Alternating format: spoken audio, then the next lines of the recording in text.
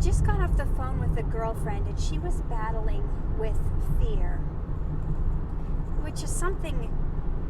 Actually, I heard a quote today from Will Smith, and he talked about how the one thing that we need to confront every day is our fear. And I'm sure you've heard the acronym for fear, false evidence appearing real. But the thing about fear is, fear will lie to you. Fear will always make you think that things are worse than they are. It doesn't tell the truth. I'm going to get a little church girl on you here, because that is honestly how I was able to get over my fear. If you look at the scriptures in the Bible, there are 365, or maybe there's more. There's at least 365 scriptures in the Bible about do not fear, do not be afraid, do not worry, don't be anxious, all that deal with the things in the fear realm. That's one for every day of the year. Yes, maybe you can't do something on your own. We're not meant to do things alone. If you need help, we have people around us to help. But even if we don't have people around, God is always there to help us. He's always there to overcome and be that strong shield and force for you.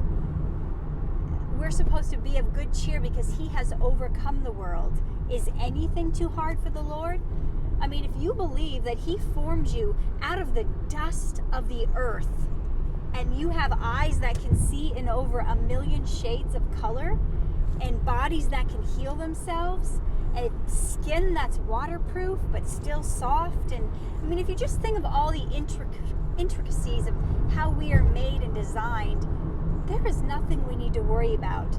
And I know in my own life, the main thing that overcomes fear is when you take the action steps towards that thing you're fearing. Just the steps of moving towards it obliterates the fear, and you realize, oh wow, this isn't as scary as I thought it was. Because in our mind, we work up all these scenarios of how things are going to go terribly wrong and how they're not going to turn out, and we create all these things that never happen.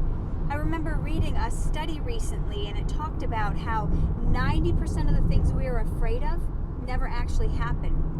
Most of the time we are worrying in vain for no reason. So take a look at that fear, take a look at what's stopping you, and see if just moving towards that is the very thing that starts to disintegrate the fear. And pray.